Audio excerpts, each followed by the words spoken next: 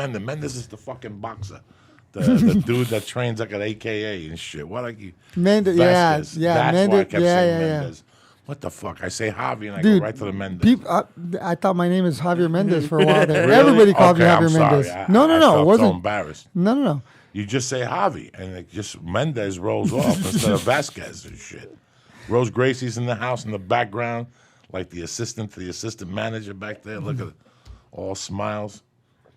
What's up, buddy? What happened? What's the score? Oh, I have to check. I have no idea. What the fuck? I just gave you a 2-minute window to check. I turn around and you're staring at me like you don't know what happened to you. Still 21-17. Jesus Christ, 250 Lee left. Syatt. What's up, brother? Not much, man. Great to have you on the show. You know, I know you, 10 years? I finally find out you're Cuban. Unfucking believable. Unfucking believable. How was that Cuban food? And oh, it's delicious. I'm burping it right now. I can't wait to get home. And you're a Rancho Cucamonga Cuban. That's where you came when you came from Cuba? Did they take you somewhere else first? No. I came, I lived in El Monte most of my life. And then I bought a house out here when I was like 27. Now, when you came to El Monte from Cuba, were the only other Cuban people, or it was just you guys? Yeah, just our family. Just our family.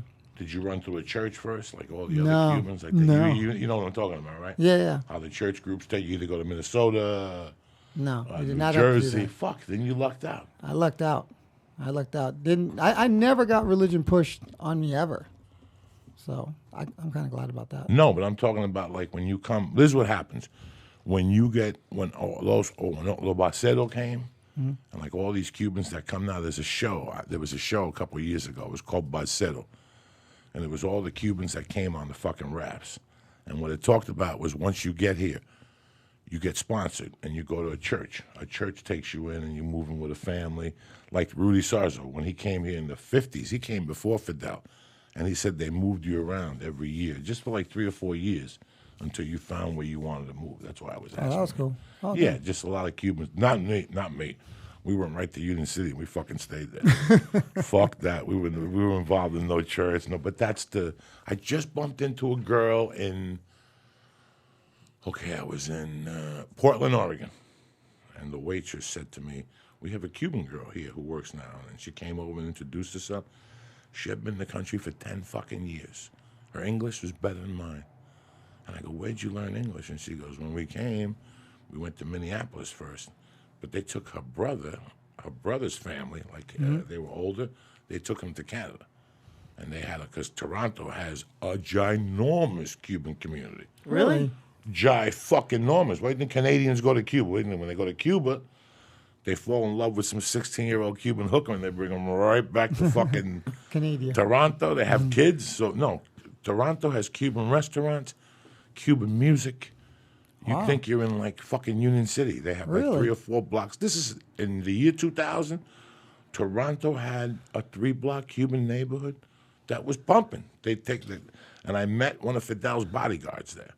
Wow. And he was telling me how he had a book, and he was going to do all this shit. And it was really interesting. I went to lunch, and he was telling me how Fidel picks up chicks. Fidel walks into a restaurant to eat, or he sees a woman that's attractive, and he has one of his guys send over walk over to the girl and bring her a card. And you have to call that number, and the next day a car comes and gets you and takes you to the doctor to get checked out. Oh. Blood test, they check your monkey, they look under your titties, everything. And then after that, they take you, they buy you dresses, they dress you up, they draw your hair, just like Tom Cruise in the Scientology show. Remember, they took the chick shopping, they take you shopping, and then they send you to Fidel's house. No way. Fidel gives you a stabbing, keeps you around for 6 weeks, then you disappear. He cuts your head off and you become dog food. Damn. No, I don't know, but he just said that's how it happens. What is it like for you guys? Like, when I see another Jewish person, I don't get like that excited. But when you guys see other Cubans, is it like? There's not that many of them out here. I mean, not that I know. I'm starting to meet more Brazilian people because of her, but I mean, it's not like Cuban people are just running into me all the time. When I was a kid and I bumped into fucking somebody Spanish, I'd get excited. Really? Yeah. When I was a kid and I bumped into somebody Spanish, I would get very excited. When I bump into anybody cool, I'm excited. But I always want to hear other Cuban people's stories. I want to hear how they were raised, because I know we were fucking crazy. But it's amazing. Rose and I were talking about, Cubans and grandfathers and whatever. And rule number one, Rose, I'm going to make your life fucking simple for you right now. Cuban men are like German shepherds. They all got one fucking disorder. And you don't know it till you live with them, but they all got one little disorder. Something just don't communicate right. Every Cuban guy's got that. My wife has finally dealt with it. Ask Lee, my wife, she deals with it. She's like, he don't bother me at all. You know, but every Cuban guy, the pants, they all have one saying. They'll torment you with that fucking saying until you're 80 years old. We're talking about how Javi could be the first Cuban black belt in jiu-jitsu. Mm-hmm. You are probably on paper, but if you know any other Cuban, they had a black belt, they fought Chuck Norris, they broke his finger, you weren't around. Where the fuck were you? I fucking bits, and they'll tell you like it's nothing. Look, I tucked Chuck Norris and I smacked him 4 times. He left crying like a little fucking girl. I was going to ask him to suck my dick, but I was busy. That's Cuban men, you know what I'm saying? Because at the end, they always got to suck your dick. They sucked my dick, but I fucking beat him up, you know what I'm saying? That's awesome. What's up, Lee Syatt, you bad motherfucking Jew? What's up, baby boy? I found out I'm doing a jiu-jitsu tournament with someone 50 pounds bigger than me, so I had a bad morning this morning, man. I'm finally now just starting to not even understand UFC, but like kind of grasp it a little bit, because before I was just a fan. But now, whenever you hear a UFC fighter, you never hear them say, "Oh, I'm nervous about fighting this guy," or "Oh, I don't want to fight." Like they're always like, "I'll fight anyone, anytime." And I've went and I looked up his Facebook. I was nervous. I'm nervous, man. I gotta be honest. I'm not. Once you learn, I was nervous about it. Yeah, like what are you nervous about? Being stuck in side control, being underneath somebody? He's completely nervous. I know Lee. And he's completely nervous. You shouldn't be nervous. But that's the thing. You shouldn't be nervous. You shouldn't be in an environment that makes you nervous like that. Well, I mean, I can't really blame. I'm always nervous. Like, it's just that's who I am. But then it's just, I'm not even afraid of losing. I just imagine this guy probably gonna be around Joey's size, a little bit smaller. It's just gonna take me and like throw me through the basketball hoop in the gym where I don't know. I don't know I know he's not going to kill me. I know I'm not going to die. Tell him what jiu-jitsu is. I mean, when fucking Matsuko taught the grandfather and he came over from fucking Japan, what was fucking Brazil? What was jiu-jitsu for? Tell him what jiu-jitsu for, just to simplify it. Tell him what it's for. What it's for is for self-defense. But isn't it for the little guy? For the little guy to be able to beat the big guy. What is Lee? You're little. Well, okay, and I know. Here's the thing: the second you stop fighting in jiu-jitsu is when you learn to understand what it is. You have to stop fighting. The second you start fighting, if you encounter resistance anywhere along your path, because there's a path, right? There's a path to escape. There's a path to submit, right? As you're going down this path, if you're pushing on something and you encounter resistance, you're going the wrong way. Stop immediately and reassess the situation. You should not have to push your way out in a way where you're using force and strength to move. Leverage can solve that problem. If you understand connection and you understand leverage, you don't need to work hard. And sometimes the answer is as simple as you don't go at this particular time. The guy's got you locked down, hold down, you're stuck. The guy's 300 pounds, you can't move. Okay, accept the fact that you can't move. Stop fighting. The second you stop fighting, the opponent will start to move. Guaranteed. What are they going to do? Stay there? Okay, I've got this guy completely controlled, right? He's not moving. I feel him give up. I can move now. Make sense? And when you can understand that when you are on the smaller side where you can't move and you are controlling what he's doing and when he's doing it, you put yourself in predictable situations and you already know what you're going to do next. Does that make sense? You kind of put yourself in a line. You go, okay, I'm going to do this. I already know he's going to do that. How do I know he's going to do that? Because everybody else that I've done this to does the same thing. You start seeing those patterns. Have you rolled? And every time you do a certain thing, somebody else always does something to counter. Yes or no? Yes. Yes. So when you understand what that counter is, you have a counter to the counter. Does that make sense? Yes. So now you're dealing with timing. The second that you incorporate timing into jiu-jitsu, it changes everything. Changes everything. But people don't want to put themselves in those vulnerable spots and just wait and see what happens. Let somebody mount you and just wait and see. What are they going to do? And you sit there and you go, oh, he wants to bring his hand across my neck. Okay, I'll stop that. Let's see now. Now, as he's trying, nope, he's giving up. Okay, now he's using the other hand. I'll stop that. Okay, now what's he going to do? And you start feeling people adjust, and boom, that's when you time your escape. No, that's what we went over today. The escape from the mount. Mm-hmm. Just to fuck around a little bit, just in case the guy got on top of him. You know? In case.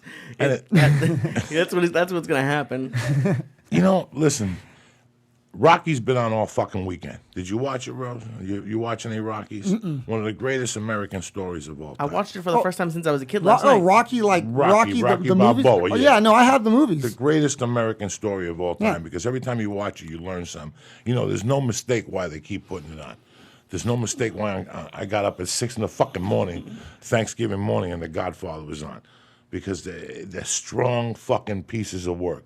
But in Rocky, this motherfucker, in his mind, he was going to lose the whole fight.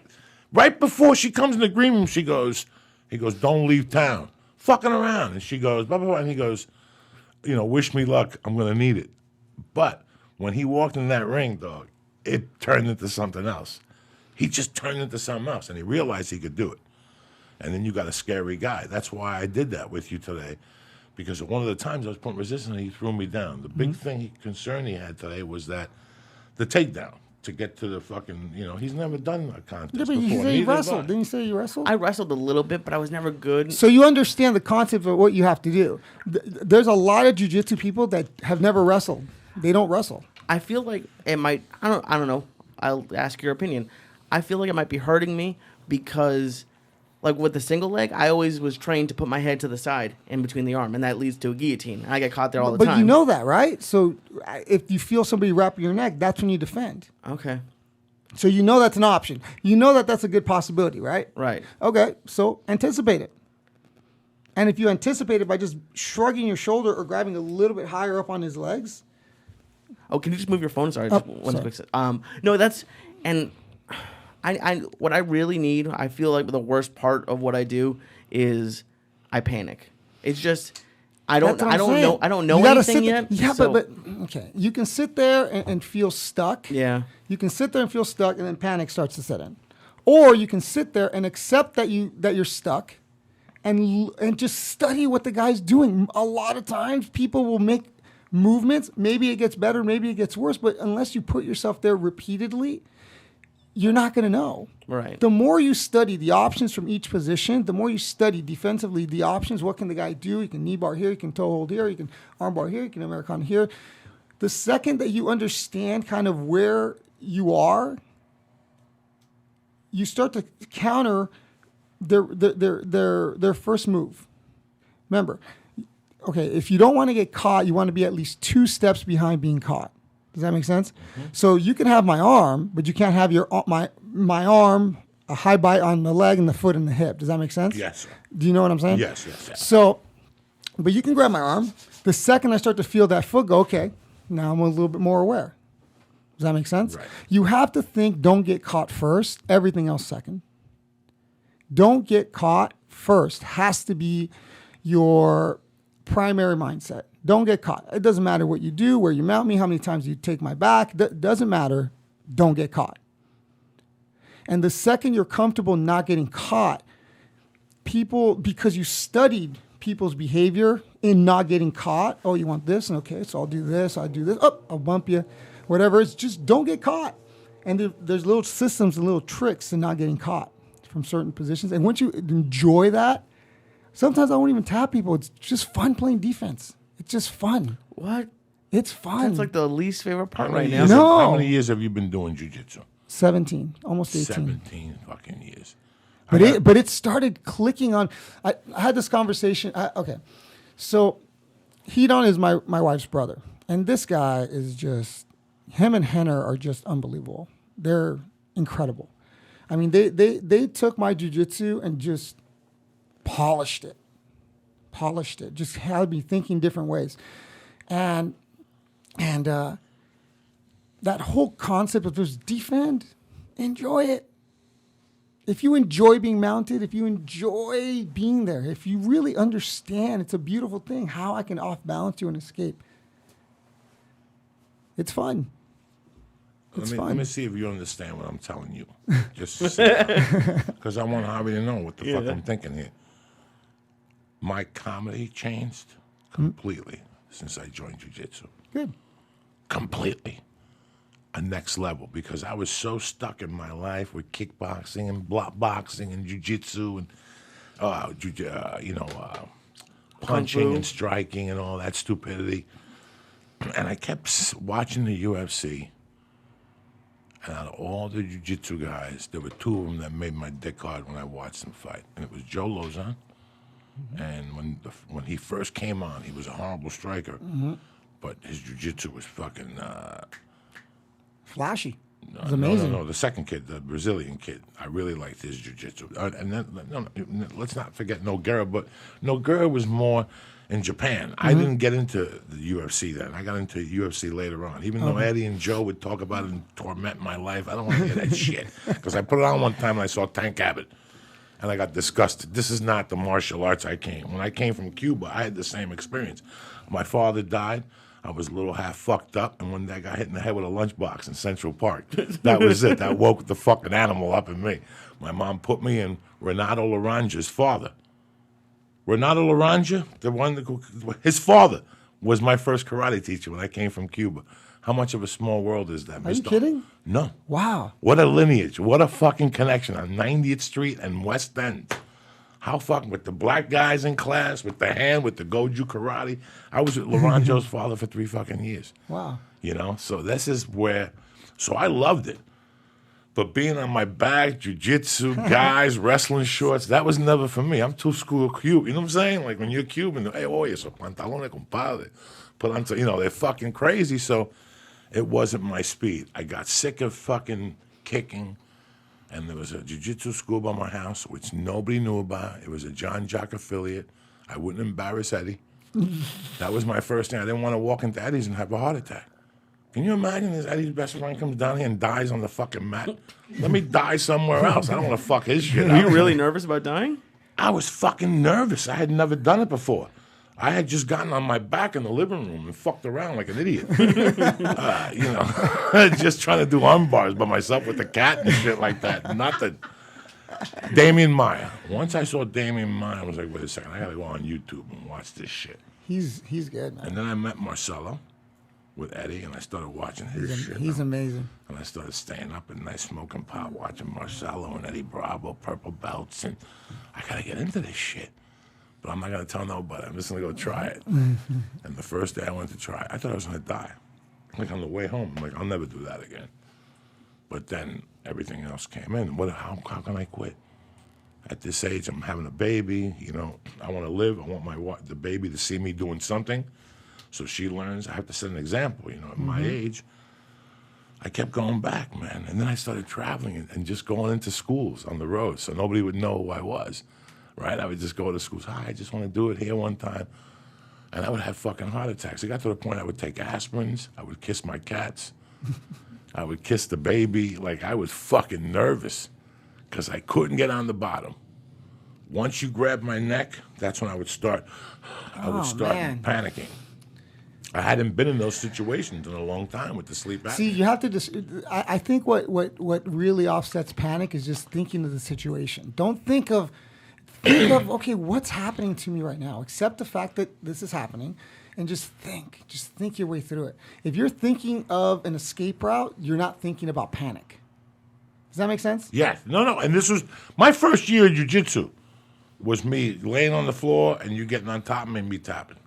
And then I flew to Burbank, to Vegas. The guy that really twisted me a little, I would ask questions. Big John McCarthy on a plane to Vegas. I told him my situation. He goes, listen, I got a guy there. I wanted to ask him to leave the first 2 years. I mean, the guy just didn't have it. It was horrific. I didn't want to take his money anymore. And then one day out of nowhere, he just started clicking. Now he teaches my beginner classes. He goes, just stick it out. You can't breathe, tap. Compose yourself, tie your gi, and go in it again, and keep going and keep going. And that's what I did. And I joined the BJJ Journal. BJJjournal.com. So now I kept a note every time I went, the things I learned. I was just going to jiu-jitsu for a year and not doing nothing. Dude, I just did that. I did that over the past over the past 4 years, I've written down every single thing I know. I write it down before I go in the shower. Yeah. When I get in the thing, I hang the shirt, I hang the gi top, I throw the fucking pants to air out, and I take my shoes off. And before I go in that shower, I sit down. It says date, time, notes, what you learned. Yeah. Just break it down. Man, at least I can set my goals for the month. This time I'm going to go 8 times a month. Let This me time ask I you go 10. something. Let me ask you something. Go ahead. What if you had the instructor's notes and you could add your own notes to it too? What do you mean the instructor's notes? That's what I did. I wrote everything I did down. These are my notes. These are my that's a great step by idea. step. Okay. Here's your notes section. Dude, that's what I've been doing the past 4 years. Is just writing everything down and organizing it. 100%. And for It's almost 2,000 pages. Like with no background, for me, that would be great for someone like me who. It would have been great for someone like me also. I Even knew like nothing. because after class, I was just thinking about it. I don't remember everything we did in class, so I'm amazed that you go home and like can write it out. Oh, because I don't return calls. I don't do nothing. All I think about is that class, how I got caught, and I think about what we learned and what I got out of the class, what I'm really going to use out of the class. You know what I'm saying? Like, what really fucking stuck out from that class.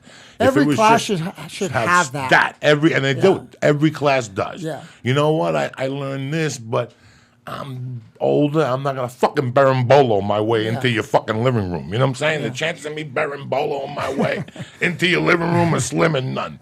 I know, you know what I'm saying? I'm going to do little things. And no, look. Little things, the little things are what's going to, that you're going to have breakthroughs on, And as far as I'm concerned, I've had breakthroughs, breakthrough moments, breakthroughs in thinking, or, you just learn this one way to really finish, submission X, like this one thing so you start, the more time you're there, the more of those moments you have, and it just grows and grows and grows and grows and grows. It never stops. But you'll start noticing that things that you did 2 years ago, you're not doing anymore because your game changes and your game alters. And because as you're learning new things, you're trying new stuff. And you kind of sweep out the stuff that you don't use all the time. It's there. You know how to do it. If the opportunity presents itself, you have that. But here's the new stuff that you're kind of working on, So it's always a constant state of mastering, I learn something new and I try to be able to do it. And I'm just attacking it from different directions or concepts. Concepts are what really have changed my game. That's what Hedon and Henno were teaching me. Concepts. It's the concept. The concept, then you apply it everywhere. It's not the move. It's the concept. Once you understand how leverage works, and connection works. Once you start understanding those concepts, your mind gets blown. Because the simplest things create, incredible power and incredible leverage. Simple things that require zero energy give you maximum power. How is that? And you just sit there and you wait. The other guy's working his ass off trying to do something. You're just sitting there like, are you done? The goal is to get them tired. Just get tired. Keep trying to tap. In the beginning, not only was my cardio bad, but you're spastic. Yeah. In your first 9 months, you're spastic. You're just moving around. Then I watched Gracie. Smooth. The big guy. And I watched him against Romulus, that match. I watched that match over and over, how he knows he's going to mount. And he knows he's going to fucking just choke you. Mm-hmm. And it's just a finger in the ass, Lee. It's just a wear out. It's just a wear. They're like this. And little by little, his foot moves in, and then he just straightens up, and he adjusts his hips, and you're on the bottom trying to grab, and all of a sudden he grabs one fucking collar, and all of a sudden that's 2 minutes. That's 2 minutes. Yeah, and he's breathing. Yeah, that's the goal. And you're on the bottom, and and all of a sudden the other thing goes in, and he ain't even doing nothing yet. It's just in. That's it. Now that's the part that blows my mind the most about jiu-jitsu, because that's all I want. Like, I don't care about a move at all right now. I would love to just. It looks like they're almost like what are those things that can just roll around? Like, I don't know. It looks like Sonic the Hedgehog just rolling around the mat. There's no end to it, and every time I do it, I feel like it's like there's an end. Well, there's a lot of ends. There's an end. But then it's just like you're just moving one part of your body. But every time I watch like purple belt and up just go, it's like they're almost swimming. It's amazing to watch. It really is. For a guy, it blows my fucking mind. Like, it blows my fucking mind. You know, jiu-jitsu is kind of like one of those things. Like I tried paddleboarding. That's fun. It's fun as hell. You ever try that? No. Dude, you got to try that. It's fun. It's not that hard. I didn't fall. That's what water boxing does. That's what water boxing does. On the thing, the surfboard. Yeah. And you go like that, like a Hawaiian. Yeah, that's fun, that looks dude. like a lot of fucking dude, fun. I would totally want to try and learn that, like in surfing. Dude, that'd be awesome. Well, for me, listen, man, this is why it helped me, and this is why I love talking to you. I'm right now, I'm nerding out right now. Like, I'm not a nerd, but I nerd out when people talk like this, because comedy is the same thing. Comedy and jiu-jitsu, same fucking thing. Yeah. Same animal. You have 1,000 jokes, and you don't use no more. They work, but you don't use them no more. They got old. You evolved. You get yourself in the spot one night, there's Chinese people, you whip out a Chinese joke from 84. You follow what I'm saying to you? See. But it's the same thing with comedy. You get rid of that shit. I'm not going to do an arm drag no more. That's purple belt shit. You know what I'm saying? Even though that motherfucking arm drag killed motherfuckers for 20 years. Nah. Yeah. You know? Yeah. Do you get bored of moves? Yeah. Do you? Yeah. After 17 years? You get bored. Yeah, you get bored. You understand that you understand it's not about the moves, bro. It's about the journey to the submission. How? Okay, I'm in your guard. Okay, foot in the hip. I'll clear that. Let's see what you do now. Okay, you want it back? Okay, no, I won't give it to you. Oh, you really want this foot on the hip? What if I just hold this here? Oh, you're going to move your hip that way? Okay, so I'll just follow you. You want an underhook? Nope. I won't give you an underhook. No, you want to sit up? Nope. Then the third time, if they do the same thing, then you go to the face. First it was the chest, and then for them to learn not to do it again, you just push their face. Nobody likes their face pushed, so they sit back on the back. Now they're looking to possibly put their other hook in. I go, okay, no, I don't want that hook in. And I just start blocking shit. And when you start thinking like that, let me just make this guy's life a little bit miserable. Let me just see what he's trying to do, and just take it from him. Just don't allow that to happen. You know what I mean? Don't allow it to happen. And just see what he does. Oh, you sat up? Okay, I'll back out. Okay, let me see if I do that again.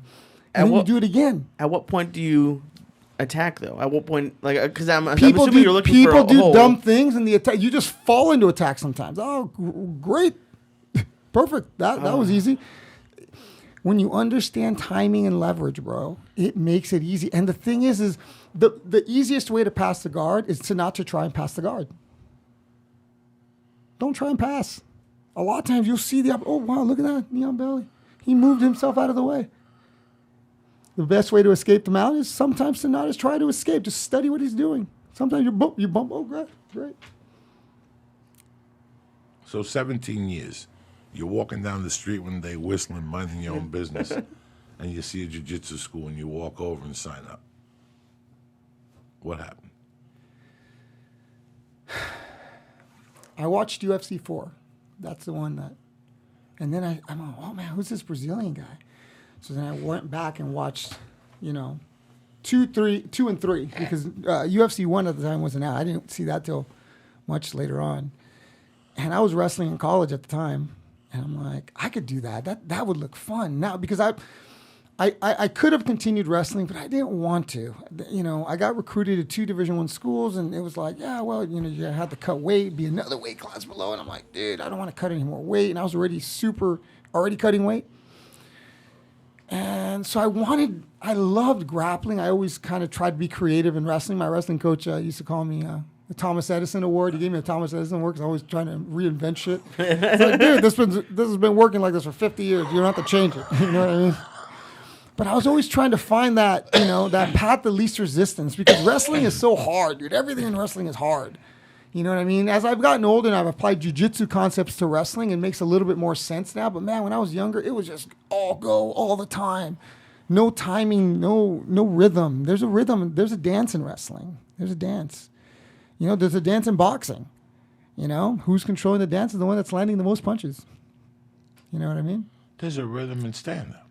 Well, I'm sure there is. I don't know what it is because I don't know that lifestyle. Well, everything has a rhythm. When you watch a basketball game, when you see a team fucking destroying like Lakers in the day, they're on click. If you watch them, they had a rhythm. It was just a fucking rhythm. Sometimes I think it was That's Julius. what jiu-jitsu is. Jiu-jitsu is a rhythm. Jiu-jitsu is the rhythm of everything. Yeah. And when you see yoga well done, it's kind of a it's rhythm. art. It's an art. It's Yeah. kind of a rhythm. Yeah, that's, it's an art, man. And everybody kind of has, every artist, every black belt is an artist, you could say, has their own interpretation. Hickson's interpretation is different than mine because of my experience, his background, my background.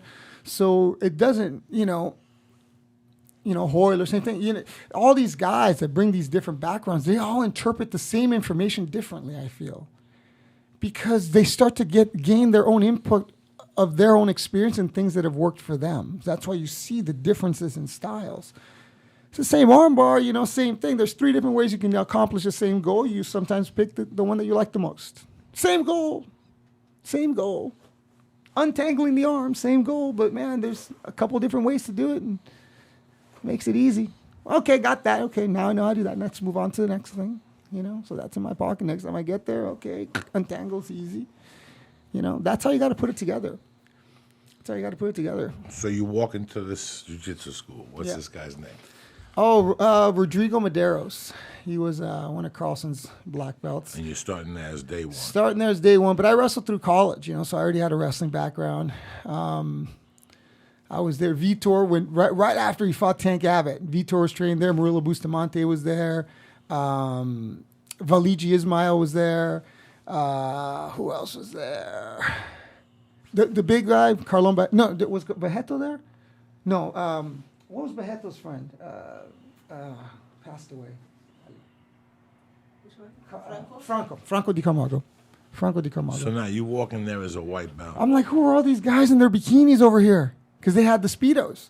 They were walking out in the middle with their no shirt on, no shoes, just Speedos out there with a bunch of Brazilian dudes. So I walk in, I'm like, who are these guys? Hole in the wall. Aligi's head went through the wall. Anyways. And the style just clicked for me at the time. The style definitely clicked for me at the time. Carlson style is very aggressive, very flow-based. So a lot of things in combination, tricky transitions, stuff like that. No real concept of connection. It was mostly speed and power. From what I felt comfortable in the style, and that's what I felt that I was using. And whether or not you could do that to a larger person, I mean, I usually could, but it wasn't easy. You should be able to beat bigger people almost the same as you beat smaller people. Same concept, same leverage, for the most part. It just takes a longer time. They're stronger. So I did the tournament circuit. That's where I competed against Eddie. So I heard a few times. you and Eddie were like battles. Yeah. Purple belt. You started with purple blue belt and purple belt. Yeah. And you've known Eddie how long now?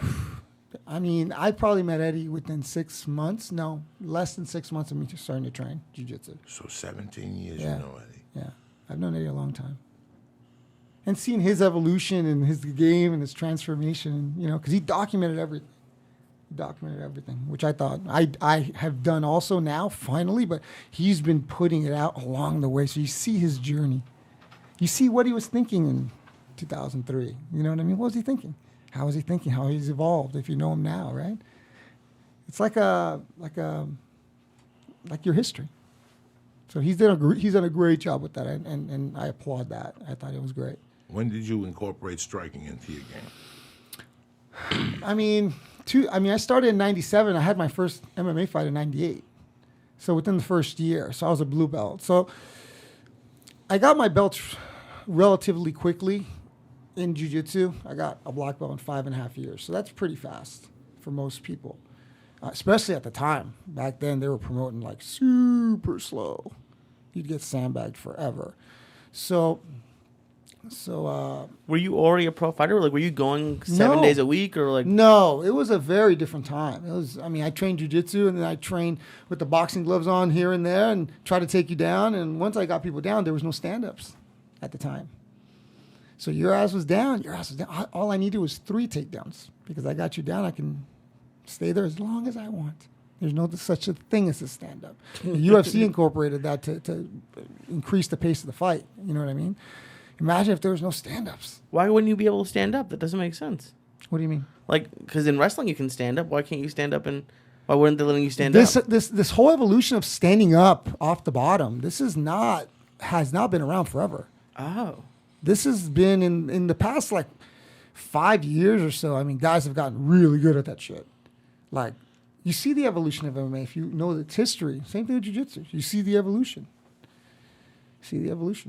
Or de-evolution, some of us call it. Do you get mad at some of like the new, I don't know, not fancy stuff, but like stuff like kind of like the DH rule in baseball, like just like when people change?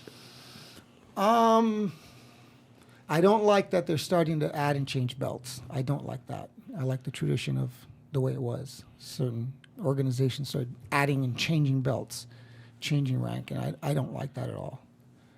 You know, I think that's something that's like sacred ground. You know what I mean? And you shouldn't be doing it. Well, when they add or whatever belt is for more money, it's like Taekwondo. But that's exactly the with point. 5 belts, and now it's got 92 fucking belts. That's why. Well, I don't charge for belt promotions. Well, I charge for my test for blue belt, but I don't charge like kids. Like I don't charge them to promote the kids. You know what I mean? That's not something you charge for. I don't believe that. So now, if you lose your belt or something, okay, right, yeah. But I mean, do you know what I'm saying? Right. No, I understand what you're saying. No, I get what you're saying. It's just like anything else, jiu-jitsu has become a big-time business. You know. Sometimes things aren't all about money. Right, and we know that, but for some people, they don't know. Yeah. You know, it's like when I joined karate, it was $35 a month. You paid for your gi, you got the patch, and you were good to go. I remember 10, 15 years ago, when I first moved to L.A., I went to a Subakdo thing here. Every time I went in there, they were hitting me up for $35 for something. Oh, you got to buy the books. You got to buy the VH sets. You got to do this. You don't have to do shit. But it became a business. You know, it's become a business, and but who gives a fuck? Now, I'm interested in this fighting thing. Oh, okay. 98. You have a fight. Now, when do you go pro? Open hand, dude. Open fucking hand. Open hand. That shit hurts.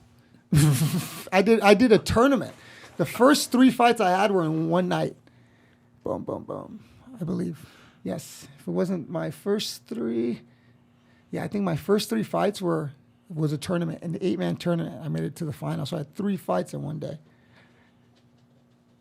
Getting smacked in the face. Trying not to get smacked in the face. Jesus. You know? I mean, this was very raw. This is early. Like, you ever seen like those early tap out videos? Remember the old ones that they used to do? Like, it was like that around that time. Some of those guys were all our buddies, the tap out guys. They were down in Orange County with you guys, right? Yeah. So they were out in like San Bernardino area. Wow. Yeah. So if you look at one of their first posters, I'm the little wrestler dude in the poster. That's crazy. Yeah, it's crazy. They started. Yeah. No, it's been a fucking crazy ride.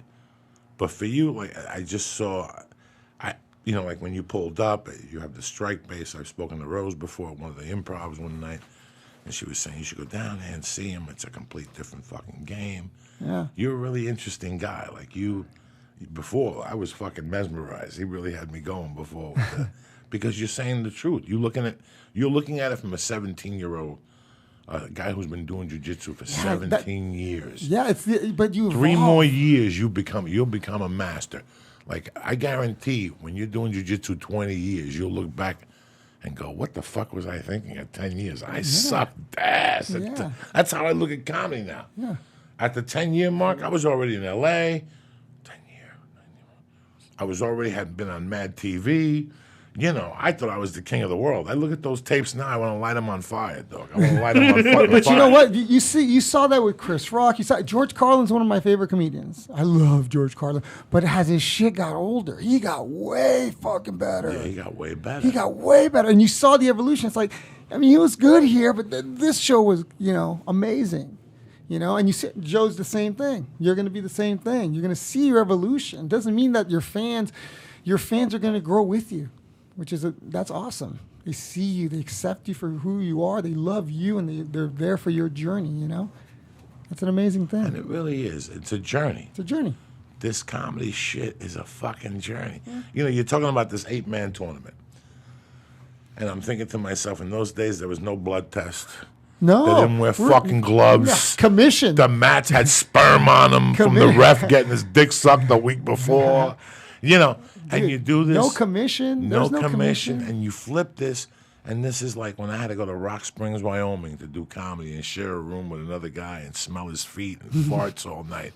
In the middle of the night, he would just get up in the middle of the night and light up a fucking cigarette in the room. I got a story about that. Oh my God, it's such a, the first 3 years of anything, you're just doing it to suffer in a way.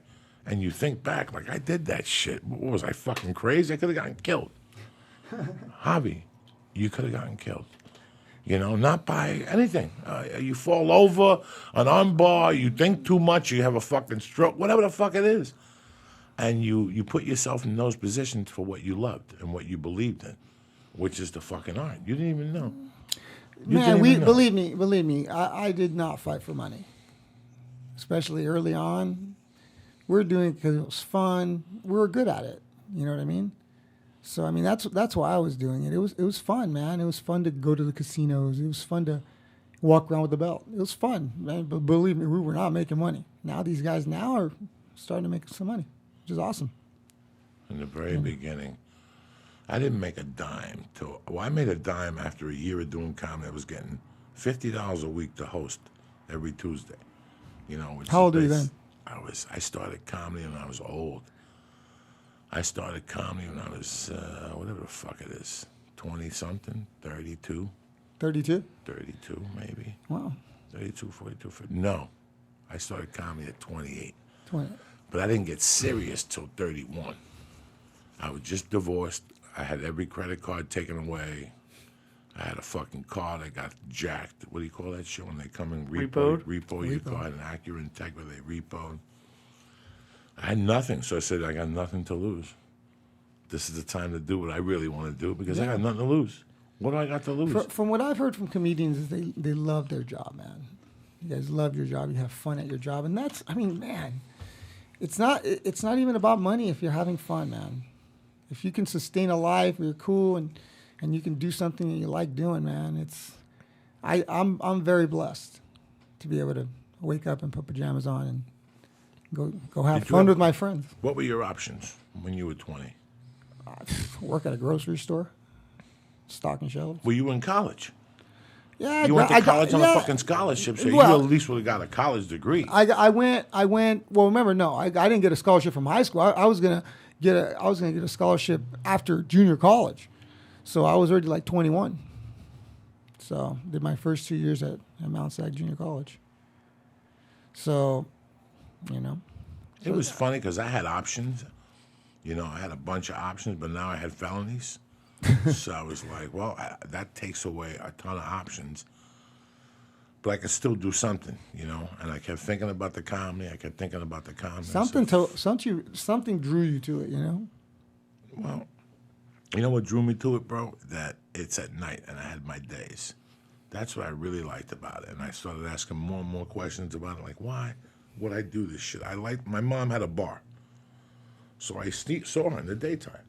She could take care of me in the daytime. She was around in the daytime, I liked that. I didn't like that people had to fucking work in the daytime. I fucking hated that. I hate that kids have to go to school at freaking 7 a.m. Got to get up at Fuck them. No, they got to go to school. Fuck that shit. Cuban style. Comunismo. Go to school at 7. I don't want to see your rotten ass till 6 and shit, little cocksucker. No, but that's what I'm saying. Why can't they start at 10, Fuck that. No, they got to start at 6, man. Oh, fuck because that toughens them up for the future. And shit, when they wake up and you got to put... I remember when I was a kid, my mom would put... This is how Cuban we were. She would put emulsive of cod in my orange juice. You know what emulsive of cod is? Emulsive de cod. What's that? That's emulsive of fucking cod. It's codfish. And they took the whole fish...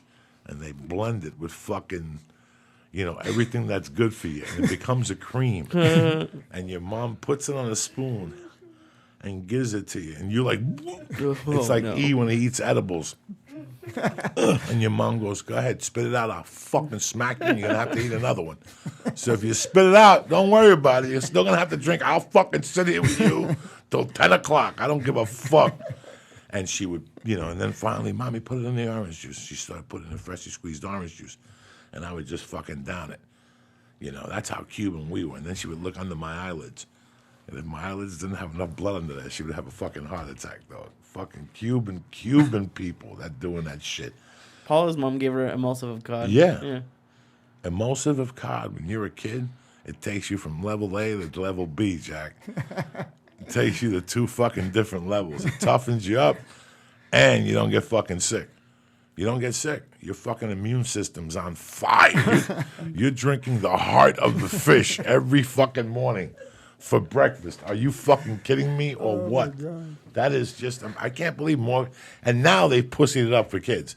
They made it raspberry flavor and orange flavor, but it still tastes like dick. The blood of the fish is still fucking in there, dog. Oh, God.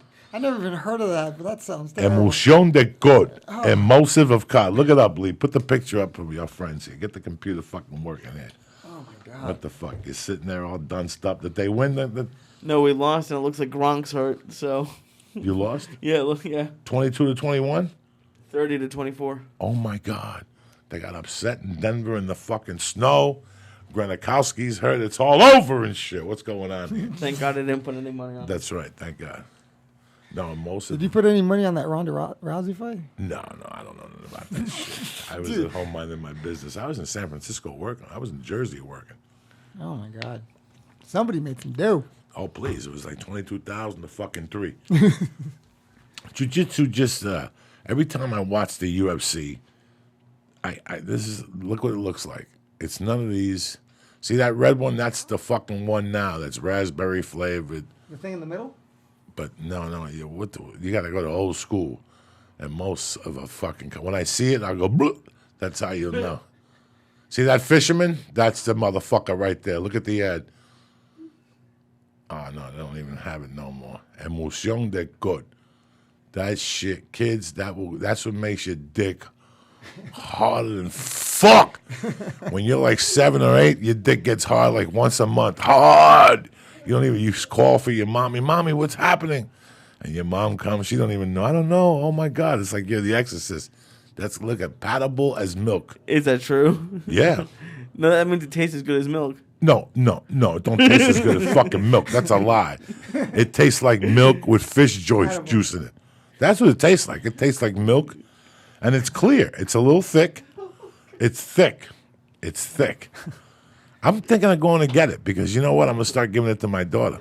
Oh, no. Why not? Oh, you'll toughen that bitch up. That's Does it really work? Yeah, it really works, man. Oh, so might as well. So why don't you take it now? Because I don't need that type of protection in my life. That's like if you're fucking people with AIDS and you're eating assholes and shit.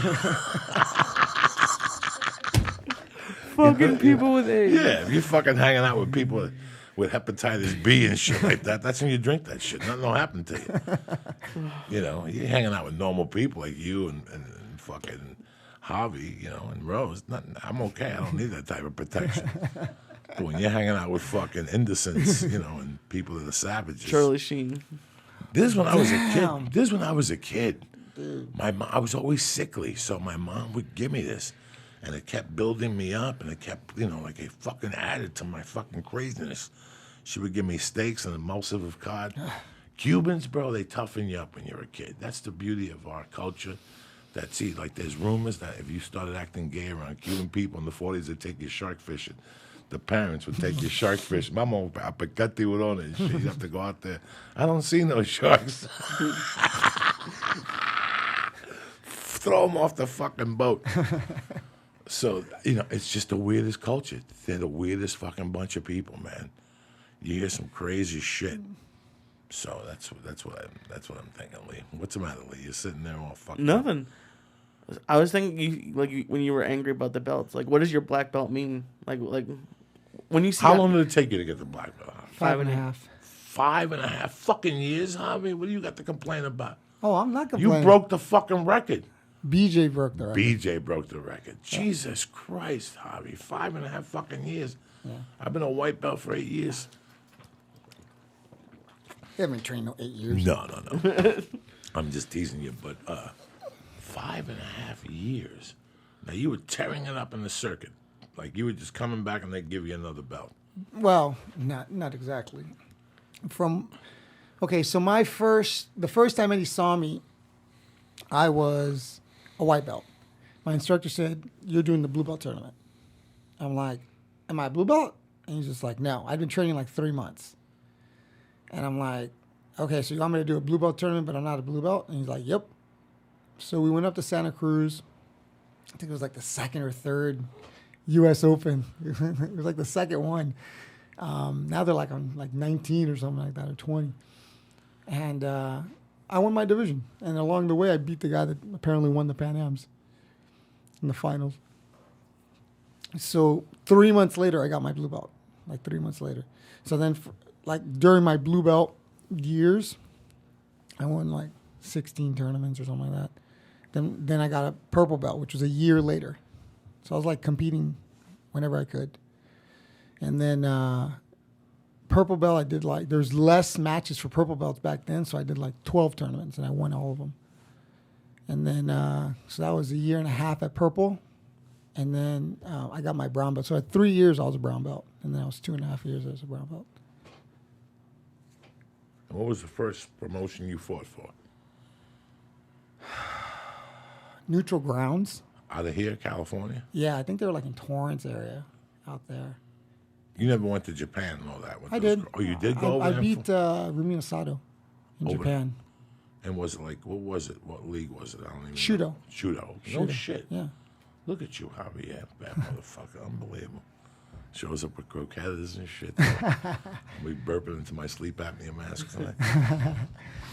Yeah, so, man, I stumbled upon MMA, dude. You know, it wasn't like I woke up and I was like, I'm going to train to be a fighter. That's not the way it evolved. No. That's not because you got to look at the evolution of the sport, and I was just kind of riding that wave. So as guys got better, I tried to get better. When I saw people starting to do this more, you make adjustments in training. So to accommodate. So I've never seen a shock. Like, I don't know if I would have fought if I went into like an MMA gym today and just, okay, I want to be a fighter. I don't know if I could do that right now. I mean, the way it happened for me, I wouldn't change it for anything. I wouldn't want to do it now. I like the way it went for me. You know what I mean? I like that ride. I mean, you just meet so many cool people along the way early in their career. You know what I mean? And become friends with all these cool fighters. You know, it was a fun journey, man. It was a fun journey. And a lot of it started here in Southern California. Yeah. So you were right there. I mean, I don't know the history or the histories. I just hear different stories, and it seemed like a lot of fucking fun. Just you knowing Eddie all those years. Yeah. You know, like you competing with Eddie, and now look where Eddie's at. Look where you're at. You have your school. He has his school. It's just a fucking... And again, it's like comedy. You know what I'm saying? 20 years ago, I was up in Seattle with Josh Wolf. He gets on Chelsea lately. I get the podcast. Everybody's fucking happy. Now we hang out. We talk. You know, it's a fucking journey that is just... I don't know. And I even enjoyed the bumps. Like all those years that I starved and things weren't fucking kicking. I would do them all over again, Lisa. Yeah, why not? You grow from them. Yeah, I fucking grew like a motherfucker. It took me a while. I had a big bump. You know, I had a big bump in my career. You know, it's funny that you said that. One day I was out. I don't know what the fuck I was doing. Some guy came up to me. He's like, "Hey, you remember me? We met." Da, da, da, da, da, da, da. And I'm like, "Oh yeah, what happened?" He goes, "Hey, when do you want us to do a CD?" Seriously, Joe. That's what. Oh, really? And he goes, "When do you want to do a CD?" And I go, "I don't even know what you're talking about." He goes, "You should really do a CD." I go, "All right, whatever. I'll see you soon." And he kept calling me. "Did you tape the CD? Did you tape the CD?" "No, I didn't." He goes, "Why don't you go to a fucking place?" And he goes, I'll charge you whatever, and some guy will tape the CD for you. At the time, I was working at National Lampoon Radio. Did you know that, Lee? No. I was What working. was this? This is on Sunset. We drive by it every night when we go to the Comedy Store. You know where that crazy lady dances across the street? Yeah, right when you get off Laurel Canyon. Right when you get off Laurel Canyon, right in that building there used to be National Lampoon Radio upstairs. And I would do the martial arts movie minute. I would talk about Sonny Shiba, Bruce Lee, or whatever the fuck I would talk about. So, what the fuck were we talking about? About working on the radio, taping CD with Joel. Taping a CD with Joel. And the guy, that's funny you were saying that before, he did all these remixes for Led Zeppelin. The guy was beat up. The guy was like fucking 60. He had done every drug in the fucking world. And I became friends with the guy. You know, nobody would talk to him at the studio. I always talked to him about music. He brought me recordings. So he goes, I'll tape the CD for you. And I fucking taped the CD and I sent it to Joel and we put it up for sale. And every 3 months I get a check for $8, $6, $4. And then the podcast thing started coming up. Then I think we taped another CD. You know, we taped especially that I looked at the other day. It is so badly. We taped it 10/10 of 10. Oh, I wasn't around for that. That was right before I came around. With Felicia. You have to see how bad this is. Oh, no. You have to see how bad this is. You really do have to see how bad. I'm going to send it to you. You're going to go, was that you? 5 years ago. And I was already headlining. You evolved, man. You know, and this is, something happened. It really fucking clicked. And I see it now when I go to jiu-jitsu. The only reason why I kept going to jiu-jitsu, because I was so bad at comedy in the beginning. I knew that if you stuck with it, something good would happen. Do you know what I'm saying? Yeah. If I would have started jiu-jitsu at 25, I wouldn't have stuck with it. There's no fucking way. Everything's evolving, man.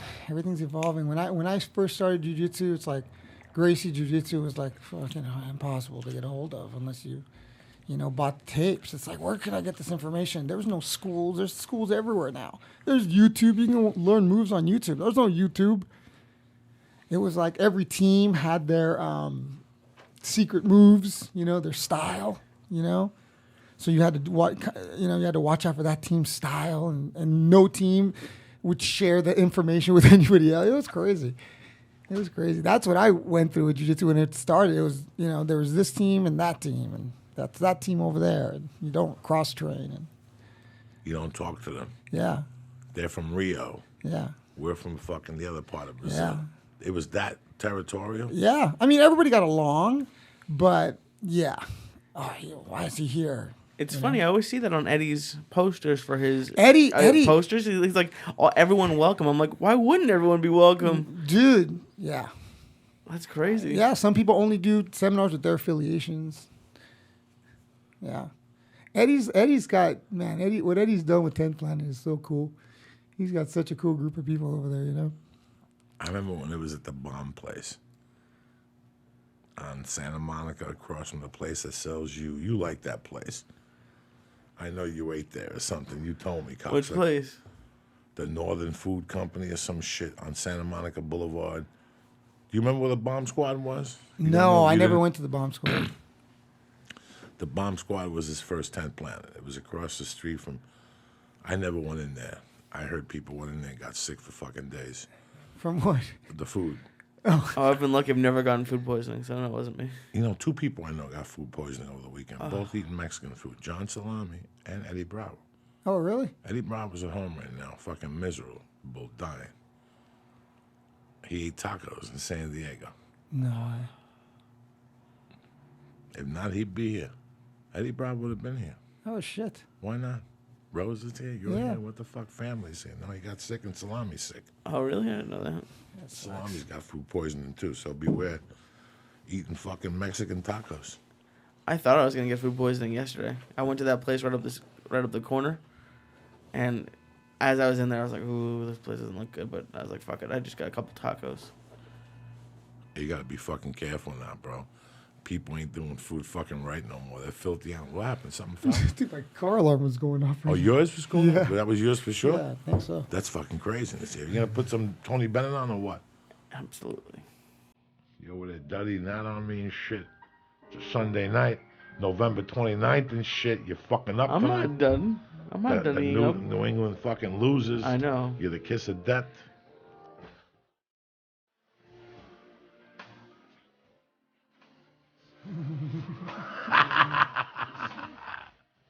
Oh yeah, cocksuckers. It's your fault. I wasn't there to watch. Jiu-jitsu, little comedy tonight, people. We're mixing it all in.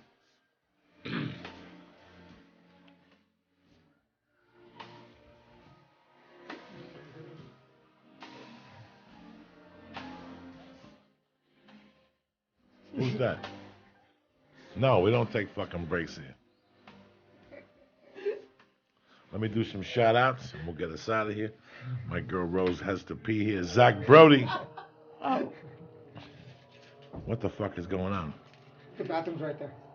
Rain and Bazio, I'm sorry for your loss. Gil Salcedo, Alex Zamora, David K, Jeff Clark, Jim Burgess, Brendan Rigsby, and Eddie Brancaccio. I love you motherfuckers. Eddie B's an old North Bergen, New Jersey buddy of mine living in Orlando, Florida, down there with fucking Mickey Mouse. What's going on, Lisa? What happened this weekend? What did I miss? Nothing. Thanksgiving was fucking Thanksgiving was great. great. You have a nice Thanksgiving?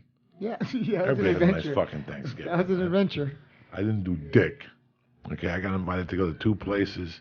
I went to jiu-jitsu at 10. Which was fun. We got donuts. We got donuts afterward. Then fucking Lee went home. Then he came back like 1:30. We ate some turkey. Then he went to his girlfriend's house, and I sat there with the baby and my wife, and the fucking sleeping pills came up in the turkey, because the turkeys always come with sleeping pills. And that was it. I slept. I got up like at 6. People were beeping me. Where the fuck are you? I ain't going nowhere, cocksucker. I'm staying in tonight. I'm getting old, Rose. You just get fucking bored, you know? You're like, I can't. I was on the road 5 out of 6 weeks. I was on planes. You know, 3 of them to the East Coast. That sucks the fucking energy out of you. What? Yeah, I hate the fly back. The fly if back. I go and East forth. Coast, I try to stay there for a little bit. No, I gotta come home. I miss the baby.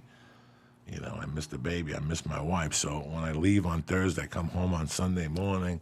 So I come home in the middle of the night like a fucking burglar. I'm walking around some nights at 4 in the morning. I just got in at 12:30. Thank God I don't drink or do drugs or nothing.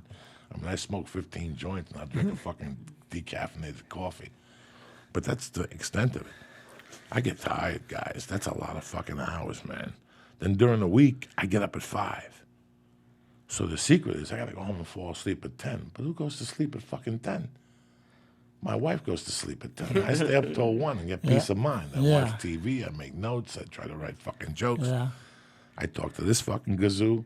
You know, I go to bed at 1:30. 1:30. So I'm walking around at fucking 5. After 3 days, you're a zombo. You got a headache and shit from not sleeping. And I can't take sleeping pills. You know, I just can't do it. Can't do it. I can't wake up. I can't wake up all fucked What about up. melatonin? Isn't that That like shit something- wears off after fucking 4 days. After 4 days, you're back to square one. Today, I saw something really fucking interesting. I saw the last 24 hours of Michael Jackson. Anybody see that show? No. God fucking damn. Well, I never even heard about it. God fucking damn what that poor kid was going through. Michael Jackson? Yeah. Towards the end, man, he had such a bad addiction. He was taking pills to wake up and shit to go to sleep. But the night he died, he took 3 heavy-duty fucking sleeping pills. Like 3 fucking, that would put us to sleep for 12 hours. He took a short-term one, a long-term one, and a medium-term one. They were called benzodines or something like that. Or they had benzodines in them, some fucking craziness. And the guy's like, look, these 3 pills alone would fuck somebody up for 15 hours.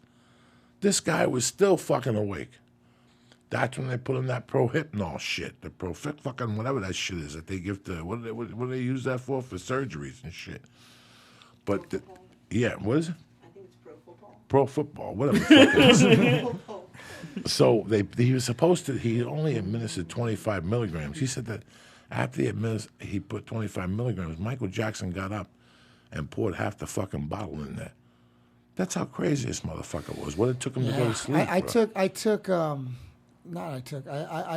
did some research on like drug addiction on the brain. Man, I have a different respect for addicts, man, because a strong enough drug, and granted the mistake was made to start the drug to begin with, but you can get addicted to different kinds of things. So sometimes it's out of your control, or you just don't know. But it basically hijacks your brain. The drug, the dopamine that's released by your brain, which causes pleasure.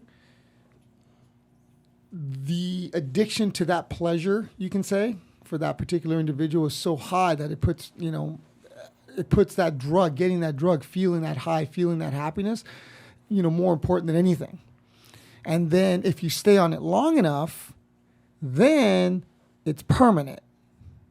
you have to take that much just to be normal, to feel like you're not crashing. And man, you think about that. That's rough. You never did hard drugs? No. Never did hard drugs or anything. But yeah, I was looking into that, into what is addiction? Why do and you just like, Jesus Christ, like it's something different, man. My addiction, it hijacks you. My addiction jacked my brain, but I still wanted to do comedy. Like I was a functioning fucking addict. You follow me? Like I still did my comedy. I still did movies. I still did TV. I still wrote. I just knew how to do an 8-ball and how to fucking hide it. You knew it when you saw me. This motherfucker's pale. Why is he so fucking pale? People knew it. In your mind, you think people don't know. I just watched that movie with Denzel Washington when he plays the pilot. Yeah. Oh, that's a great Flight. movie, Flight. Yeah. Flight. And he Great flips movie. the plane. How fucked up was he? This guy partied all fucking night, did a couple lines of coke to straighten up, and got on a plane and flew it. That's a reality, guys. That's a fucking reality. People do it all the fucking time. For 10 years, I walked around getting on planes, going into hotel rooms, walking out of that floor, foaming from the mouth like Lamar Odom. I did all that fucking crazy shit. Got on planes, thinking, I got on a plane one time in 1987. I was so fucking coked up. In those days, there wasn't no tunnels to the plane. Do you follow what I'm saying to you? Like, you got exposed to the outside. You walked on the So ground. if it was raining, it was raining. And I remember being in Kennedy Airport and people with jackets, freezing, with snorkels, walking to the plane. And me walking to the plane with a T-shirt like this, Rose, with steam coming out of my back like I fucking was an angel. You understand me? Floating to the fucking plane. That's how fucked up I was. I had the jacket in my hand, sweating profusely. Steam is coming out of my fucking back. I had been snorting blow for 3 days, didn't stop. In fact, the third day, the pipes went. We snorted coke with candles and 3 feet of fucking water, walking around like scuba men. This is addiction right there. Me and 4 other guys and a chick with a skirt on I had never seen before. You can't write this shit. I got on the plane. And before the plane even took off, I got up so many times to go to the bathroom to snort coke. This is crazy. And I think about this whole day now. Then I got up so many times I was embarrassed. So I would just take the little dish, the little fucking thing that you pop down, and I put the blanket over my head. And I do coke under the thing, and I pop the blanket off and make believe like I was just under there hanging out. That's how fucking crazy I was, Rose, in 1987. Damn. That's how crazy I was. I think about that shit now. But then I think about Michael Jackson shit. That's next level. Because those are like pain pills, sleeping pills. Oh, my God. And he was on them. First off, do you know that motherfucker had a wig? That was a wig that was stitched on. Was he bald? Bald, like fucking Lee Syatt bald. Because when he burnt his head in the Pepsi commercial, the burns were so deep, he couldn't even grow hair there. You could see during the Pepsi commercial as they're pulling them off that this is on fire, right in the middle, like a fucking little old man, like he had a yarmulke there. He was a black Jew, Lee. Did you see that? By God. God burnt him there from all the money he had and shit.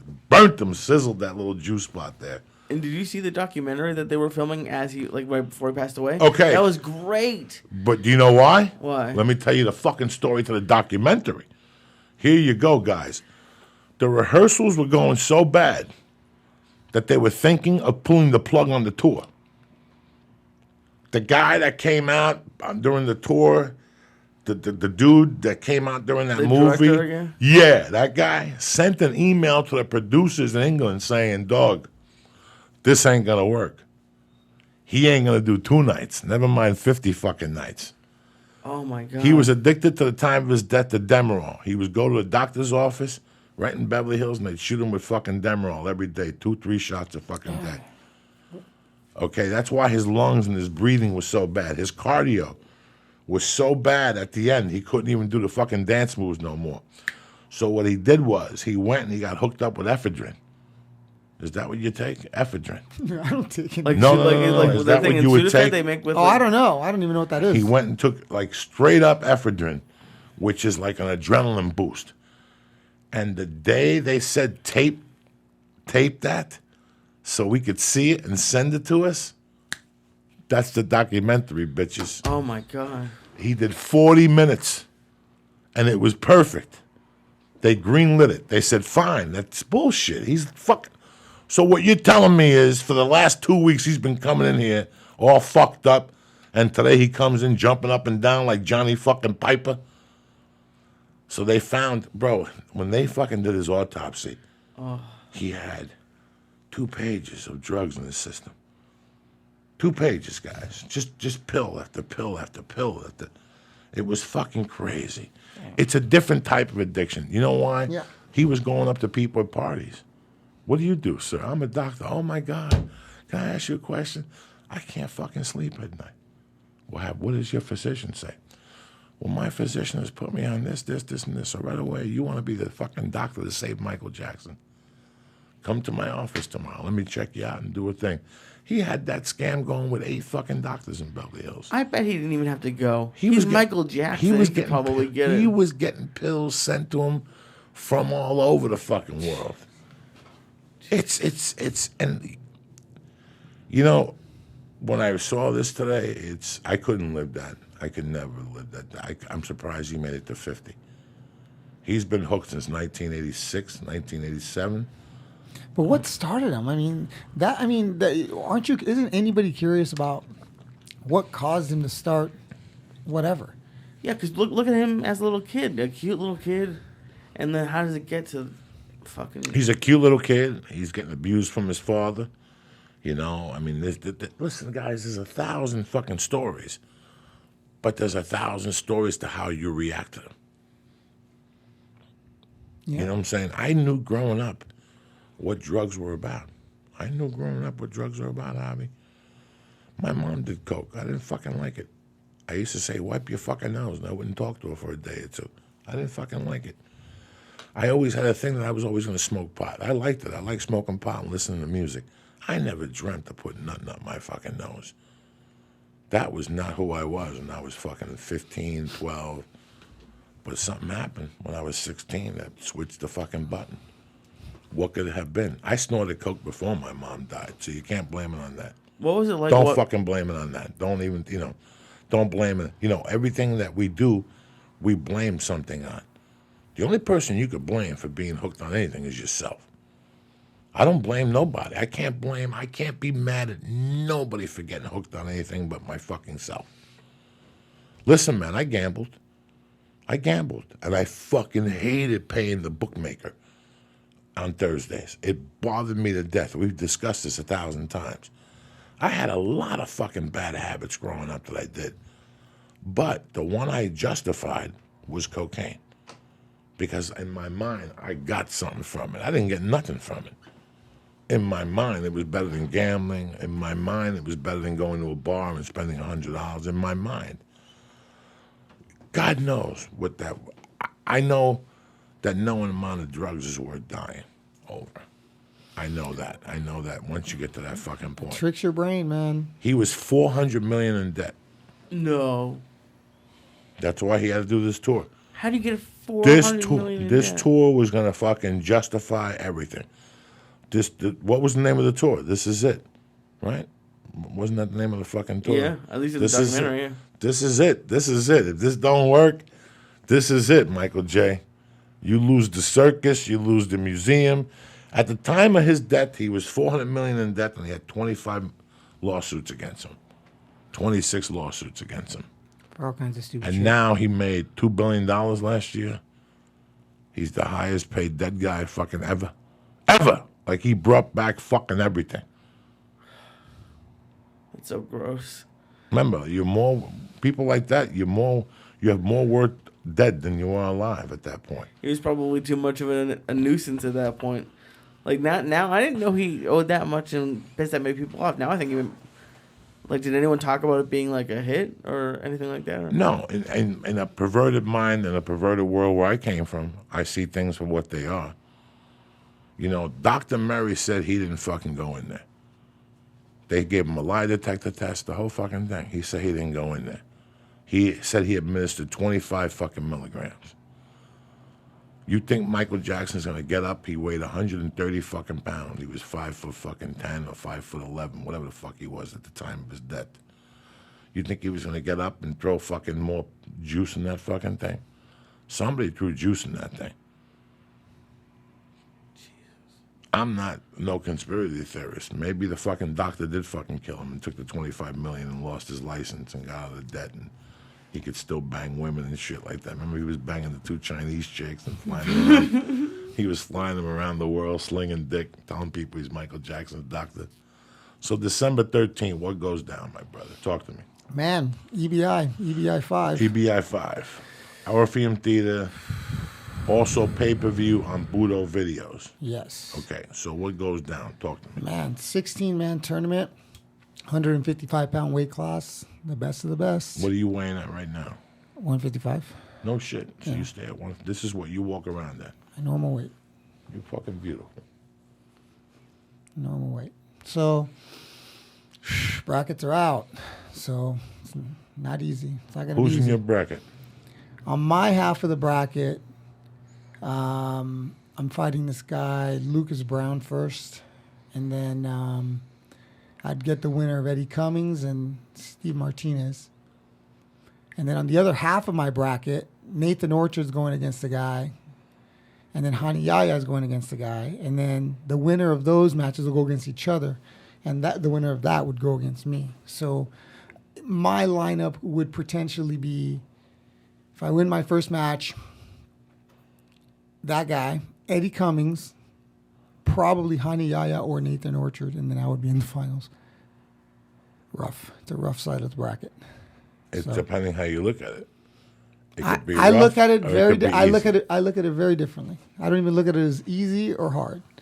I look at it as I've been having my eye on these guys for a long time. It's one way for me to get them all in one night. So, What's the purse? if you submit everybody in regulation, 20 grand. And then they have different brackets. Yeah, and then winner take all, 20 grand. So only the winner gets paid. Fucking tremendous. Eddie's doing a great thing with this EBI. Even to see him, like I said, from the bottom squad over to Highland, over to Burbank, and now fucking his own place downtown. He's a bad motherfucker. What's up with you over there, cocksucker? You crying because of New England Patriots? No, I'm good. It's crazy. I was just thinking it's crazy that he's on EBI 5 now. Like, I remember Yeah, it was EBI, EBI 1. Yeah, this is like a real event now. Yeah. Well, I know that UFC Fight Pass just bought them. Somebody Did just they? picked Oh, cool. Somebody just picked them up. Somebody from the, like those videos where they have all the archives. What's that station where they have all the archives? Yeah. Probably All the- UFC.tv or whatever. Yeah, one of those things. Picked them up. So no, they're real. They're fucking real, man. Dude, it's gonna be it's fun, man. It's a fun format. It's it kind of strips away a lot of the problems in jiu-jitsu, I think. The fact that you have to finish just takes away everything. Nothing else matters. The passing guard doesn't matter. Mounting doesn't matter. Back mount doesn't matter. It doesn't matter. No points, no nothing. Nope. The only thing that matters is if you can finish or not.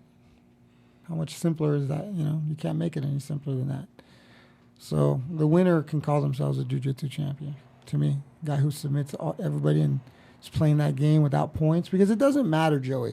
I can roll with you for an hour.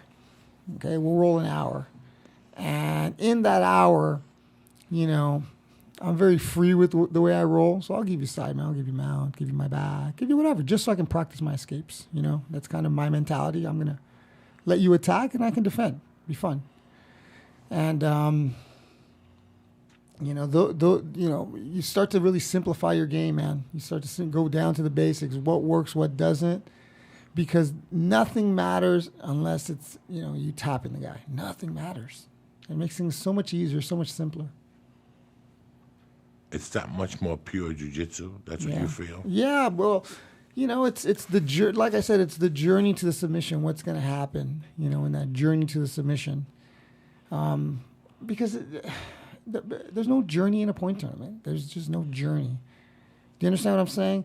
You and I shake hands. We go. It's a journey. What can I get? What are you going to give me? Your neck, your wrist, your elbow, your knee, your ankle. What can I get? What are you going to give me? And it's positioning myself and see, what are you going to give me? And that journey, you can't credit. It's not credit. Credit's not the right word.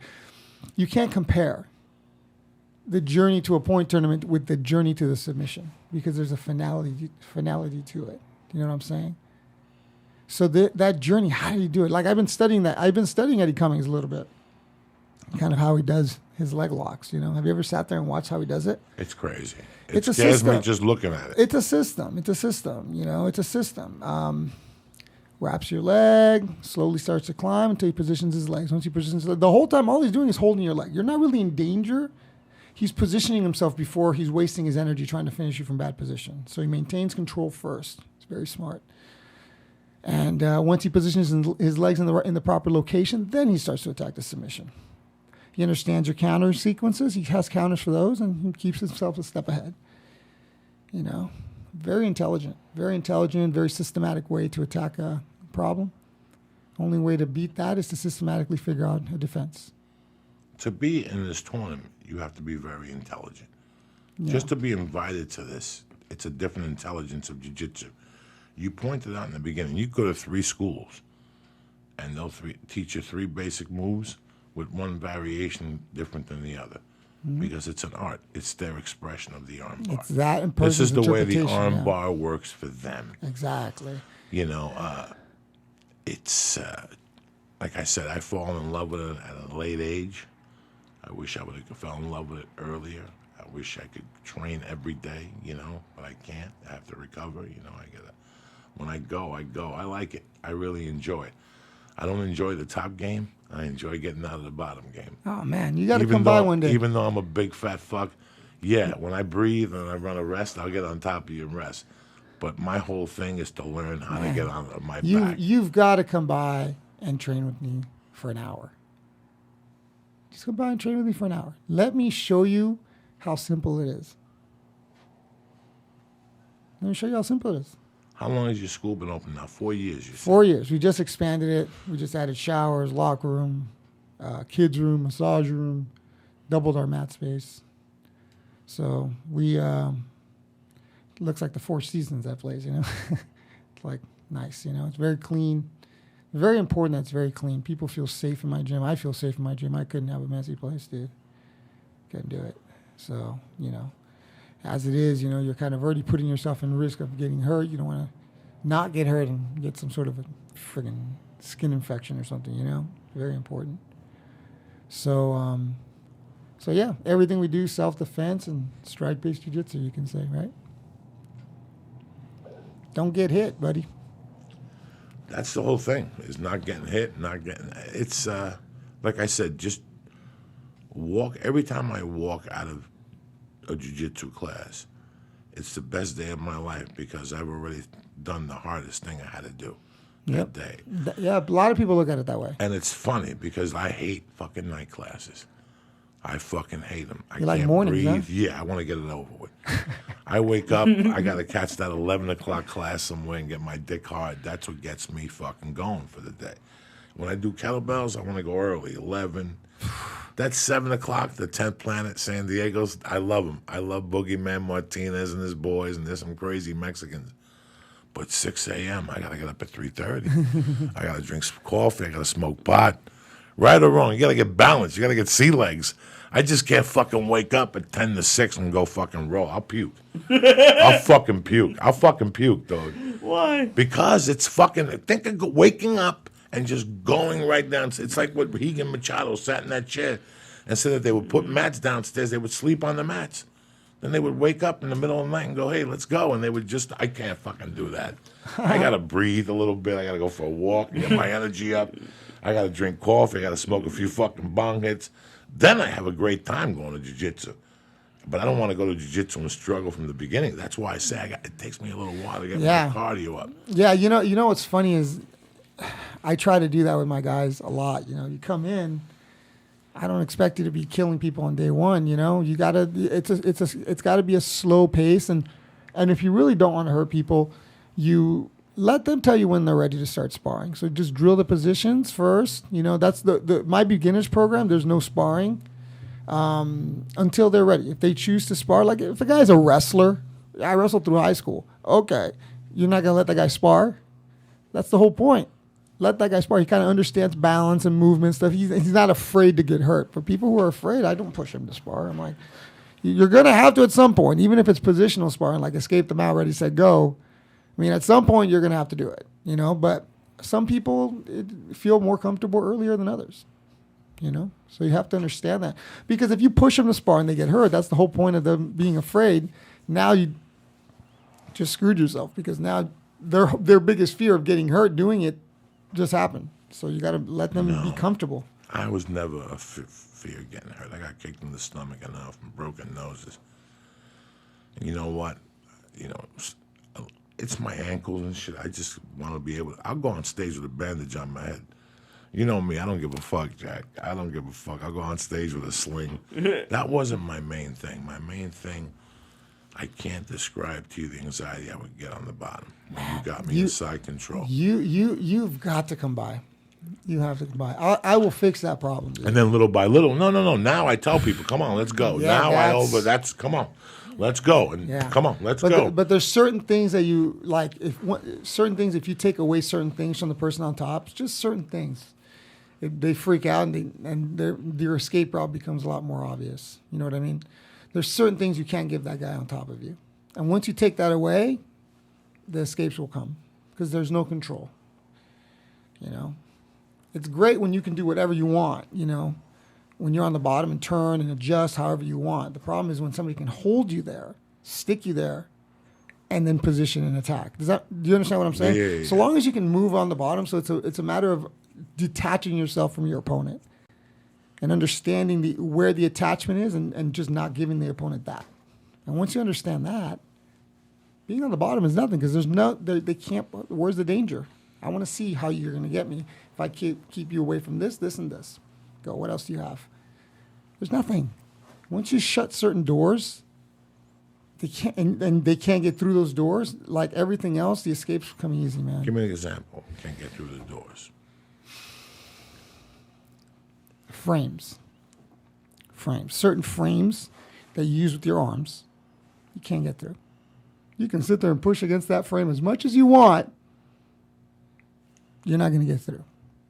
So you got to make an adjustment. You got to get around this frame. So I'll sit there and I'll frame you. And I'll wait. And I'll wait for you to move. And see, what are you going to do? Because I know, because I've been there so many times, I know you're either going to do A, go this way, B, do this, or C, do that. I know what your three options are. There's nothing else you can do. That's why I let people side mount me and mount me. I want to see something new. I want you to catch me so I can add something else to the system. So that's how you test the system. You put yourself in that same spot over and over and over, and you start taking notes. They're doing this, they're doing this, they're doing this, they're doing this. Okay, first problem, they're doing this. What's an easy solution for that? Some solutions are easier than others. You know, so that's kind of how I look at jiu-jitsu. You know, put yourself deep in a triangle. You circle one way, it's going to get a lot tighter. You circle the other way, it gets a lot looser. So what direction do you think you should circle? The way it gets tighter or looser? So you're in a triangle. Now you already know which way to go. How much more do you think you're going to escape a triangle just by knowing which direction you should circle? If you circle one way, for sure it's going to get worse. Do you know what direction that is? No. Wouldn't that be valuable information? Yes. I'll show you. We'll do it afterwards. We'll do it. Let's wrap this motherfucker up real quick here. Let's give a shout out to the sponsors. We got some good sponsors this week, people. Getting fucking fired up for the holidays. Listen, for 9,000 years, that's how long humans been drinking wine, all right? That's how long they've been confused about which wine to drink, all right? You got red wines, white wines, Chardonnays. Some people get a headache after they drink wine, but for a lot of people, it's just shopping for a wine that gives you a headache. You know, you're going to parties this time of the year. You're going to a lot of holiday parties. Everybody wants to bring wine. You don't know what the fuck to bring. Some of it's expensive. You know, you don't even have a guarantee of what you're going to buy. So, you know, it is what you're going to have to do. Do me a favor. We joined this new club called Club W, and they changed everything. It's easy. You go to clubw.com, and you answer 6 simple questions. What's his word, Lee? Algorithm. They have an algorithm. Their algorithm creates a palate profile just for you. Then they send wine directly to your door, perfectly customized to match your taste. That word always throws me out at night. You know what I'm saying? Algorithms. Club W is the leading grapes to glass wine revolution. You understand me? They work directly with the vineyards to cut out the middleman, which saves you money. So with Club W, you get premium wine customized to your taste at a third of what you pay at a store. Are you with me? They even have a no-risk, 100% money-back guarantee that you'll love what they send you. Now, do me a favor. Listen, the holidays are coming. You want to get out of a fucking Christmas present by spending a bunch of money? This is the way to go. Club W. What's a bottle? It's like $13 on average, but they're giving it half off the first order. So Half like off $6. the first order. You get 3-4 bottles of wine. You go to people's house, you give them a bottle of wine. Merry Christmas. You shake the hand, you get the fuck out of there. And they send you, oh, the wine was delicious last night. You know, and all of a sudden here you are, Johnny Interesting. You're not Johnny Interesting. You went to clubw.com. You answered the questions. They did the algorithm, and they gave you a palate profile of what kinds of wine you'll like with what kinds of food, how to cook the meal. They give you 1,000 different things, videos. Go to Club W right now. This is what they're going to do. They're going to give you 50% off your first order when you go to clubw.com/Joey. Listen, the holiday seasons are coming. You don't want to show up fucking empty-handed, and if you're like an idiot like me, you don't know what you're doing when it comes to wine. Why fuck around? You want to seem interesting. You want people to like you.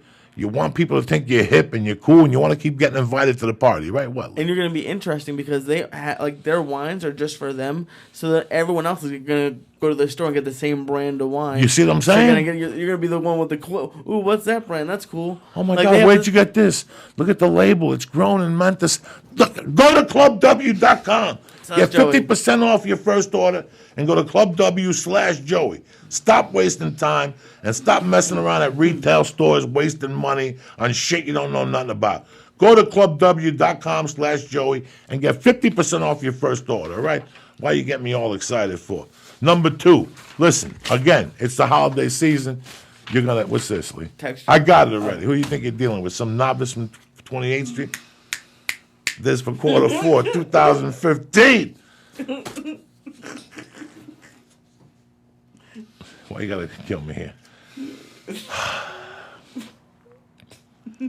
All right, I've told you about our sponsor, Next Issue, and how it's the best way to read all your favorite magazines anytime, anywhere. Well, now, Next Issue's new name is Texture, and it has the spectacular new features that makes it the best reading experience around. Here it is. Texture is the app that gives you an all-access pass to the world's best magazines right on your phone or tablet. Browse hundreds of magazines, cherry-pick the articles that interest you the most. You don't got to read shit that got nothing to do with you. The Texture editorial team recommends stories for me daily. Plus, their curated collections let me dive deeper into the topics. Sign up to Texture.com right now, and in mere seconds, you're going to gain inside information to the very best reads plus exclusive content. If you don't know what I'm... Sorry about that. I sound like Mickey Mouse in Heat. If you don't know what I'm talking about here, Texture is a magazine app, and they got the best magazines around, from Billboard to Bloomberg Business to Men's Health to Rolling Stone. They got all the sports ones, the ESPN magazines. They got all the ESPN magazines. They got all the top names.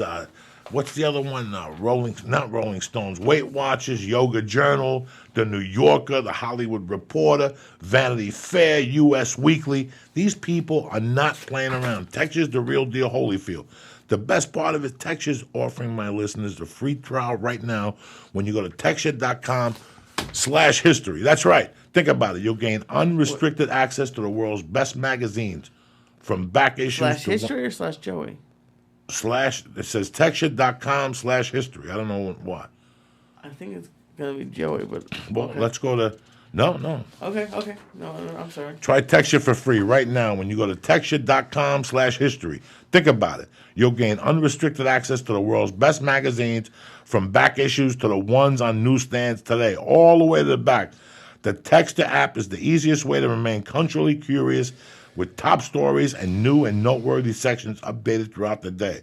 Plus, you can share your subscription with the entire family. You can download articles and whole issues of offline reading. So do me a favor. Go to texture.com/history and get your free trial right now. It's a great app. It's really No, cool. it really is a great app. I've heard it from 1,000 people. They've hit me back and said, that's a really cool app. And that's why I got into it myself. My wife is downloading it for the trip.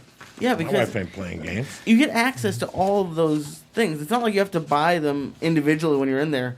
All those things, if you buy them individually, are expensive. So you have access to hundreds of all those magazines. Speaking of expensive, Hitty Cigs right now, we got an offer going on, 50% off.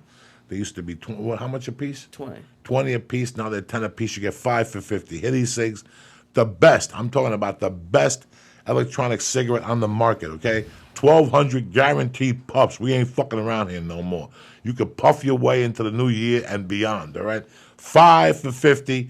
You get the 24, 16, 8, and 0 milligram. Plus, you get a cigar. How's that one for you? And the best sponsor in my world, Onnit.com. Supplements, you know what I'm talking about, Alpha Brain, Press Joey's Nootropic. Church in at 86. All right, Hitty Cigs plus Joey's Church. To get 5 Hitty for Cigs. 50.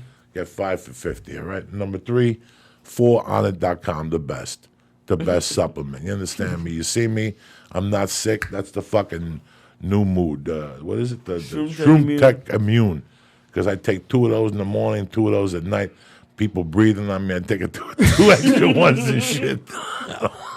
How often do people breathing on you?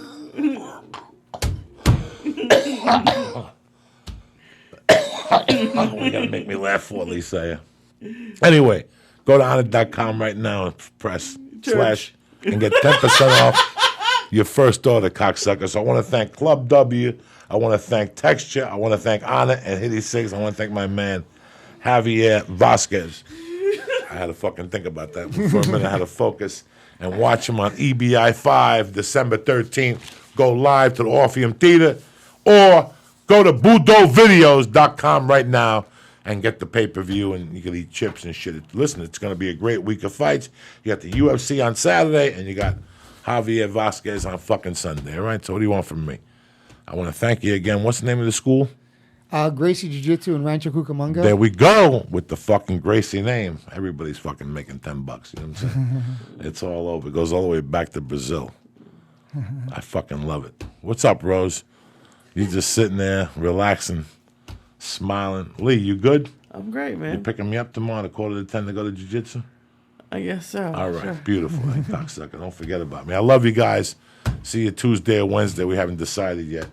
Have a great weekend. This weekend, Long Island, Saturday night, Governors, Levittown, 7:30 and 9 o'clock show, or 9:45 or some shit. Come on down. It's a Savage Dad tour at the beginning. It starts in Long Island. I love you guys. Stay black. Have a great 2 days.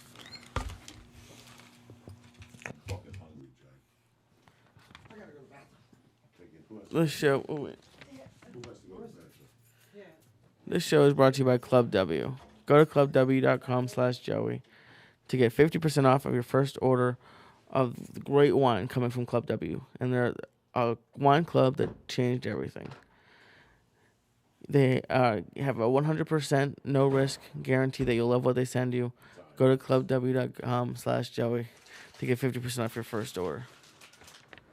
Go to texture.com/history to get a free trial of their great new app that gives you access to hundreds of great magazines like ESPN magazine. Go to texture.com/history to get a free trial, and go to onnit.com to get 10% off. Go to onnit.com, use code word church to get 10% off. And go to hit e6.com, use code word Joey's Church to get 5 for 50.